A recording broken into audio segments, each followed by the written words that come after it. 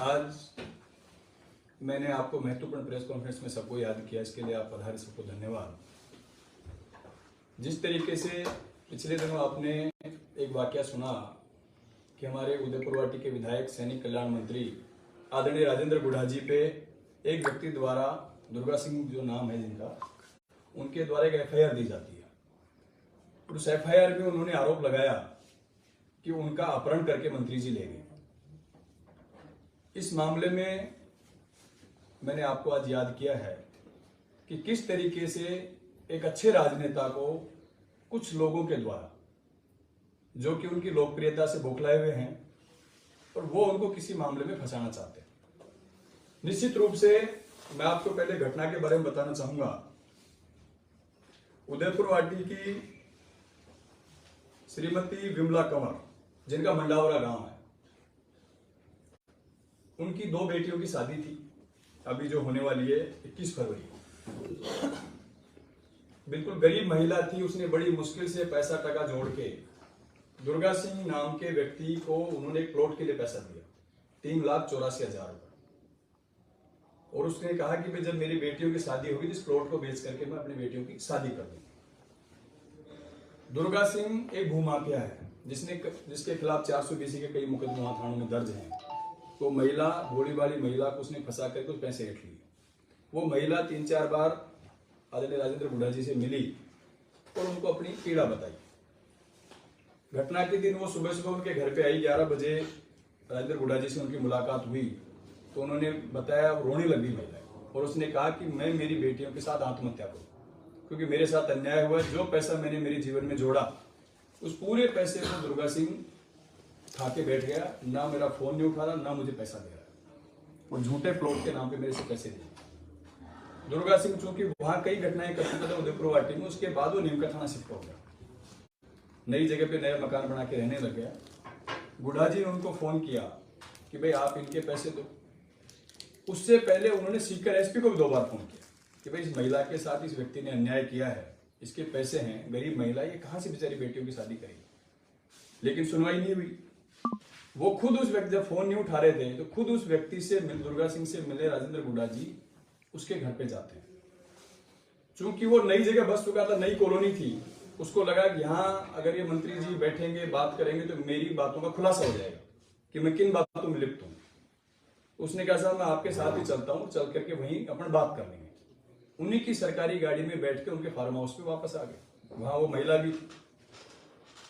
गुढ़ा जी ने उनके भाई को और गांव के 2-4 व्यक्ति को और बुलाया वहां फार्म हाउस पे कि भाई इस व्यक्ति ने इस महिला के साथ फ्रॉड किया है, ये गरीब महिला है, ये आत्महत्या करने पे मजबूर है, तो इसको कहो कि इसके पैसे लौटाए। उसके भाई, दुर्गा सिंह के भाई है विक्रम सिंह ने उस पैसे की उनको कहा, मंत्री जी आप ये पैसे दे दो, मैं आपको ये पैसे मैं लौटाऊं। मंत्री जी ने अपनी जेब से उस महिला को 3,84,000 रुपए उस समय दिए कि गरीब महिला है, बेटियों की शादी है, बेचारी कहां परेशान होगी। उनका आपको पैसे मैं दे रहा हूं, इनसे पैसे मैं ले लूंगा। उसके बाद वो सब लोग अपने अपने घर चले जाते हैं। अब इसमें कहां तो अपहरण हुआ, कहां उसको धमकी दी गई।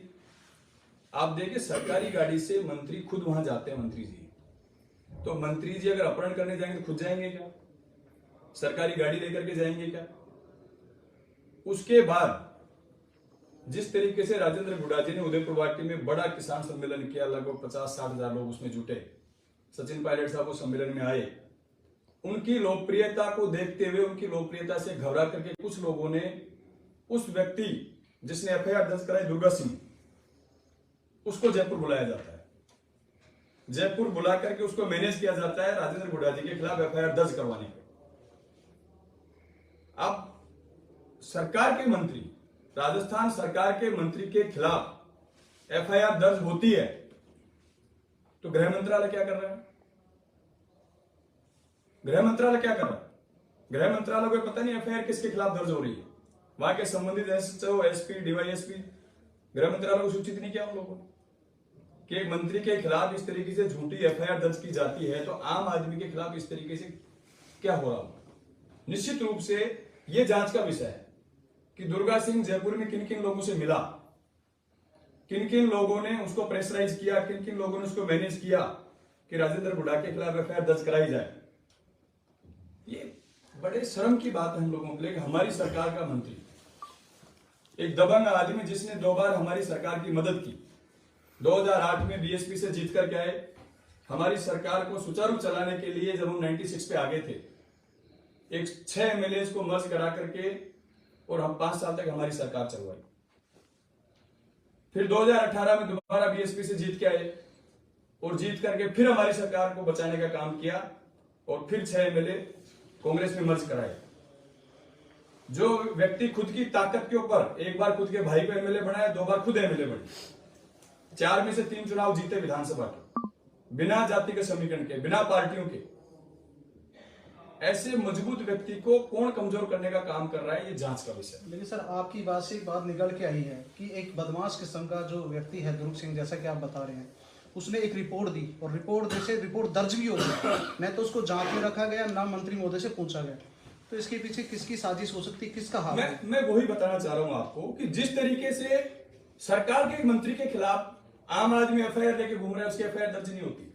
सरकार के मंत्री के खिलाफ जिस त्वरित गति से एफआईआर दर्ज होती है, तुरंत प्रभाव से, चूंकि क्या एमएलए की जांच सीआईडीसीबी करती है, सीआईडीसीबी में तुरंत फाइल जाती है, उस पर जांच शुरू हो जाती है, तो निश्चित रूप से यह जांच का विषय है कि जो व्यक्ति फ्रॉड है, जिसने फ्रॉड किया है, जो 420 की जिसपे मुकदमे दर्ज है, जिसने एक महिला के साथ फ्रॉड किया है, उस व्यक्ति को कौन बना दे रहा है और कौन ऐसे व्यक्ति को फंसाना चाह रहा है जिसने अपनी ताकत से, जनता के प्यार से, जनता के दुलार से 3 बार विधानसभा चुनाव जीतने का काम किया।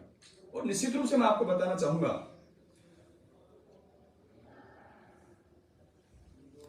कि दुर्गा सिंह के बारे में पूरी जांच होनी चाहिए कि दुर्गा सिंह को जयपुर बुलाया जाता है, दुर्गा सिंह किन किन लोगों से जयपुर में मिलता है, उसकी टावर लोकेशन निकलवानी चाहिए ताकि पता चले दुर्गा सिंह किस समय किस व्यक्ति के पास गया, किसने उसको मैनेज करने की कोशिश की।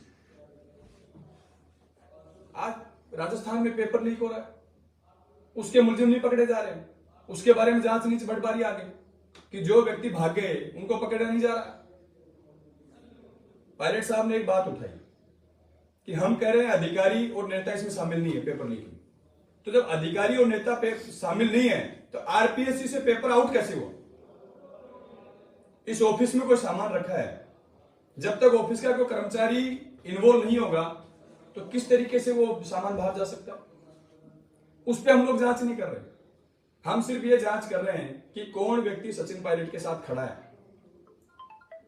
कौन व्यक्ति सचिन पायलट के साथ राजस्थान के कांग्रेस को मजबूत करने की बात कर रहा है, कौन व्यक्ति सचिन पायलट जी के साथ राजस्थान में दौरे कर रहे हैं, कौन व्यक्ति कांग्रेस को वापस सरकार बनाने की बात कर रहे हैं कि हम लोग वापस कांग्रेस की सरकार बनाना चाहते हैं, किस तरीके से बनाना चाहते हैं, उन लोगों को टारगेट करने का काम किया जा रहा है। क्योंकि जिस तरीके का बड़ा किसान सम्मेलन हुड्डा जी ने किया और उसके बाद तुरंत प्रभाव से उनको घेरने की जिस तरीके से रणनीति अपनाई गई, ये गलत परिपाटी। तो देशतापूर्ण कार्रवाई सर आप जैसे देशतापूर्ण कार्रवाई निश्चित रूप से एक सरकार के मंत्री के खिलाफ एफआईआर दर्ज होती है बिना जांच किए, उस व्यक्ति के द्वारा करवाई जाती है जिसका कोई खुद का पता नहीं, जिसके खिलाफ खुद के खिलाफ 420 के मुकदमे दर्ज है। सर ये तो आप गृह मंत्रालय पे सवाल खड़ा कर रहे हैं। बिल्कुल, मैं गृह मंत्रालय पे सवाल खड़ा करना चाह रहा हूं कि जो गृह मंत्रालय पेपर माफिया को नहीं पकड़ पा रहा, भू माफिया को नहीं पकड़ पा रहा, और वो सरकार के एक संजीदा मंत्री जो अपनी ताकत के बल पे, जनता के प्यार से, जनता के दुलार से 3 बार विधायक बढ़कर के आए उदयपुर वाटी से, उस व्यक्ति को फंसाने के लिए इस तरीके के मुकदमे दर्ज करने का काम किया जा रहा है, जिसका हम सब लोग विरोध करेंगे और आने वाले समय में जनता के बीच में जाके भी अगर विरोध करना पड़े तो वो भी विरोध करने का काम करेंगे। अगर किसी के खिलाफ अन्याय हुआ, राजेंद्र गुडा, हम सब लोग, अगर राजेंद्र गुडा के साथ अन्याय होता है तो उनकी अन्याय में हम सब लोग उनके साथ खड़े, क्योंकि वो जनता के साथ है। गरीब महिला है, उसका शोषण हुआ है। गरीब महिला 3,84,000 रुपए किस तरीके से जोड़ती है गांव में। उसका सपना था कि उसके बेटियों की शादी हो, उस सब बेटियों की शादी के लिए उसने प्लॉट के लिए उसको पैसे दिए, वो व्यक्ति उस पैसे को खा जाता है। आज कोई गुहार लगाने किसी रात, मैं भी जनप्रतिनिधि हूं, मेरे पास कोई व्यक्ति गुहार लगाने आएगा तो मैं उसकी मदद नहीं करूंगा। कौन जनप्रतिनिधि मदद करेगा इस तरीके से आगे? किसी के साथ अन्याय होगा तो अन्याय होने वाला व्यक्ति किसके पास जाएगा? वो संबंधित जनप्रतिनिधि के पास जाएगा। जैसा मेरे साथ उस व्यक्ति ने गलत किया है, मेरे साथ फ्रॉड किया है, हम लोग उसकी अगर मदद कर रहे हैं तो फिर हम लोगों को फंसाया जाता है, किडनैपिंग की जाती है। एक सरकार का मंत्री किडनैपिंग कर सकता है किसी की? सरकारी गाड़ी है, सरकारी गाड़ी में लेके जाता है, उसके भाई वहां मौजूद हैं, गांव के लोग वहां मौजूद हैं, गांव उसके सामने पैसे दिए गए हैं, पैसे मंत्री जी ने खुद अपनी जेब से दिए उस महिला को, कि गरीब महिला बेचारी शादी, उस महिला ने अपना वीडियो भी जारी किया। आप सब लोगों ने, प्रेस वालों ने इस बात को सुना भी होगा कि उस महिला ने वीडियो जारी किया है कि राजेंद्र गुड्डा जी की इसमें कोई गलती नहीं, इस व्यक्ति ने फ्रॉड किया है मेरे साथ, इस बेचारे ने जो मेरी इज्जत बचाई है, मेरी बेटियों की शादी में पैसा दिया इस व्यक्ति ने। कौन करता है इस जमाने की राजनीति में आजकल? हम लोग गरीब की मदद करना चाहते हैं, गरीब की सेवा करना चाहते हैं, क्योंकि राजनीति का परम उद्देश्य यही है कि हम आम आदमी की, गरीब व्यक्ति की सेवा करें। तो निश्चित रूप से उनके साथ एक गलत किया जा रहा है। इस गलत में हम सब लोग, मैं इसके विरोध में खड़ा हूं, चाहे कुछ भी हो, हम राजेंद्र गुड्डा जी के साथ खड़े हैं कि उनके साथ अगर अन्याय होगा तो हम भी इस अन्याय को सहन नहीं करेंगे। सर, आपको क्या लगता है कि ये प्रकरण क्यों हुआ होगा, इसमें क्या भूमिका सामने? मैं बता रहा हूं, जिस तरीके से पिछले दिनों किसान सम्मेलन गुड्डा जी ने किया और जिस तरीके की लोकप्रियता उसमें आप लोगों ने देखी होगी कि 50,000 से प्लस आदमी उस किसान सम्मेलन में थे। समय समय पे राजेंद्र गुड्डा जी राजस्थान में कांग्रेस की सरकार रिपीट करवाने के बारे में बयान देते रहते हैं, राजस्थान में कांग्रेस को मजबूत करने के बारे में बयान देते रहते हैं। उससे जिन लोगों को तकलीफ है वही लोग ये चीज करना चाहते तो हैं। सर साफ हो, देखिए, सरकार के मंत्री के खिलाफ जितनी त्वरित गति से ये कार्रवाई हो रही है, जो अगर ऐसी कार्रवाई हम लोग भूमाफिया के खिलाफ करें, जो मर्डर हो रहे हैं उनमें करें, जो चोरी डकैती हो रही है उनमें करें, चोरियां नहीं पकड़ी जा रही 6-6 महीने से उनमें करनी चाहिए। पुलिस को उसमें लगाना चाहिए कि हम ज्यादा से ज्यादा चोरियां खुलें, मर्डर हो रहे हैं वो खुलें, जो क्राइम हो रहा है वो खुले, जो पेपर लीक हो रहे हैं वो राजस्थान में जो लाखों युवाओं के साथ जो सपनों के साथ खिलवाड़ हो रहा है वो बंद होने चाहिए, उनमें नहीं लगा रहे हम पुलिस को। तो सर तो इसी के सर साथ क्या एक सवाल है मेरा कि जैसे आप कह रहे हो कि गृह मंत्रालय अपने राजेंद्र यादव के पास में विधायक रिकॉर्ड बोली और पिछले 50 दिनों से धरना चल रहा और आज भी वहां पड़ा हुआ, जब उसमें इस तरीके से खुलासा नहीं हो रहा तो इसका मतलब पूरे राजस्थान में क्या स्थिति होगी, जैसे कि आप बता रहे हैं? तो मैं निश्चित रूप से कहना चाहूँ गृह मंत्रालय को इस पे संज्ञान लेना चाहिए कि जिस तरीके की घटनाएं राजस्थान में हो रही है हमें उन पे काम करना चाहिए, ताकि हमारी सरकार की छवि पे किसी तरीके की आंच नहीं आए। हम सब लोग मिलकर के पार्टी को मजबूत करें, हमारी सरकार दोबारा रिपीट हो। एक दूसरे से बैर निकालने की बजाय, हम एक दूसरे की आपस में ग्रुपिज्म के बैर निकालने की बजाय, उनकी रड़क निकालने की बजाय, क्यों नहीं हम पार्टी को मजबूत करने की बात करें? क्यों नहीं हम सरकार रिपीट के फार्मूले पे बात करें कि हमारी सरकार वापस आए? इस पे बात क्यों नहीं करना चाहते? सर, इन मुद्दों को लेकर क्या ये नहीं लगता है कि पेपर लीक मामले को लेकर के सचिन पायलट खेमा सरकार को घेर रहा है और अब गृह मंत्रालय पर आरोप लगा के आप गृह मंत्री को घेर रहे हैं? निश्चित रूप से पेपर लीक राजस्थान के लाखों युवाओं के सपनों पे कुठारा था।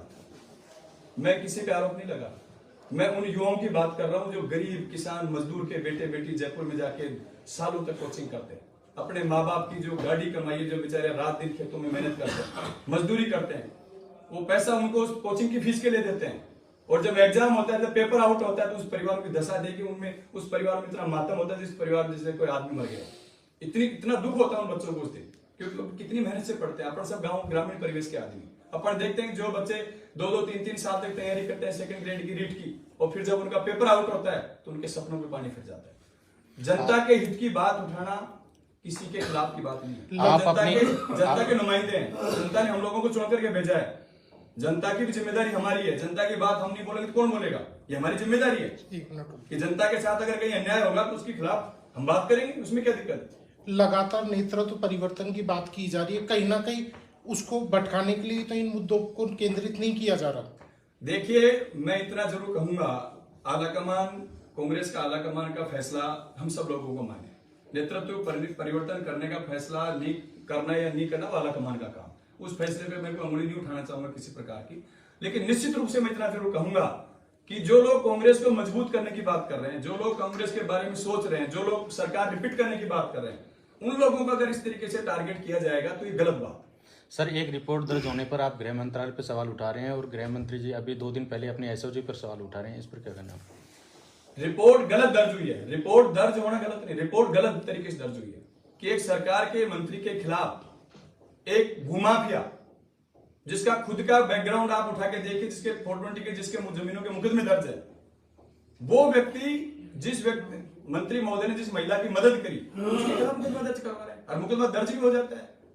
एक बार आप बात करते, पूछते भाई एक्चुअल घटना क्या है, उस बारे में चर्चा करते, फिर बात की जाती। इस तरीके से डायरेक्ट आप जा रहे हो, एफआईआर दर्ज हो रही है, जाते सीआईडी सीबीआई में एफआईआर जा रही है, तो कहीं ना कहीं साजिश की बू इन चीजों में आती है। राजेंद्र गुडा सहित कई नेता जो बेबाकी से सरकार की बातों के ऊपर जनता के समक्ष रख रहे हैं, कहीं उस कारण से तो उनको टारगेट नहीं किया जा रहा? निश्चित रूप से राजेंद्र गुडा जी हमेशा कांग्रेस पार्टी को मजबूत करने की बात करते हैं, हमेशा सरकार की रिपीट की बात करते हैं कि हमारी सरकार रिपीट किस तरीके से हो, हम दोबारा सत्ता में कैसे आए, वो हमेशा बोलते हैं। और बेबाक आवाज के लिए राजेंद्र गुडा जी को राजस्थान में जाना जाता है कि अपनी मजबूत और बेबाक आवाज, उनकी आवाज को कोई दबा भी नहीं सकता, ना पहले दबी ना आगे दबेगी।